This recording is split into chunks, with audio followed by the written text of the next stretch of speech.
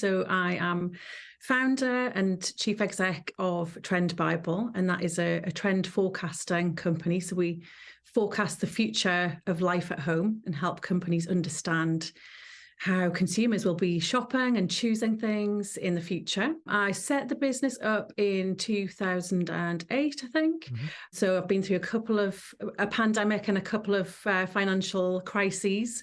So I've had the sort of benefit of running a business through the rough and the smooth. In fact, I set the business up in the sort of 2008 financial crash. I've been a trend forecaster for over 20 years. So before I set TrendBible up, I was a trend forecaster working for other companies, and worked in London and New York as a trend forecaster there, worked in the fashion industry, and moved back to Newcastle to set TrendBible up, really, moved back to the Northeast, which is where I'm from originally.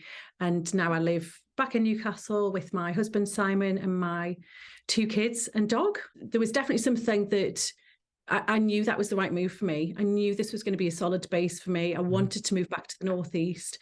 And there have been times when I've gone to do pitches to maybe I remember a London-based company that sort of said, "Oh, Newcastle, like how many trends start there?" And I thought, you don't really understand how trends work if that's how you think, because especially the trends that I forecast for the companies that I forecast for, they're all multinational, global brands.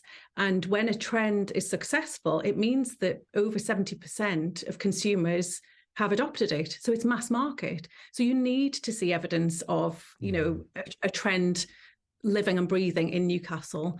And actually, we've got a little sort of internal methodology. We talk about like the Shoreditch to Shields Road approach, where like if we forecast a trend and it was only ever relevant for Shoreditch or like the cool districts in New York, then it's only going to hit a certain amount of the market. I was not massively academic. I went to school in a really small school. I think there were 6 or 7 people in my year group at school, maybe 25 kids in the whole school. I was a creative child in as much as I was drawn to doing creative activities. I used to cut and stick. I can really vividly remember using my mum's Laura Ashley catalogue when she'd finished with it and chopping up all the little patterns and shapes in it and making little outfits for little figures. And I really remember just loving the colour and the pattern and the texture and putting things together. I was probably 18 before somebody said to me, "Do you know that you can be a fashion designer?" And that blew my mind. I was thinking,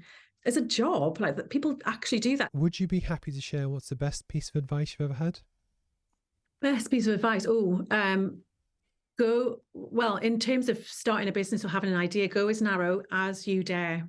That was advice given to me, and that's what helped me pick the home interiors industry over saying I can forecast trends for any kind of business. Yeah. It's helped us develop a niche and become a sector specialist. So go narrow. It's a brilliant piece of advice. If you were to give advice to your younger self, what would it be? I think it would be, it's clear that I kind of created and seized opportunities along the way. So there must have been a sort of boldness and a fearlessness to some of those decisions.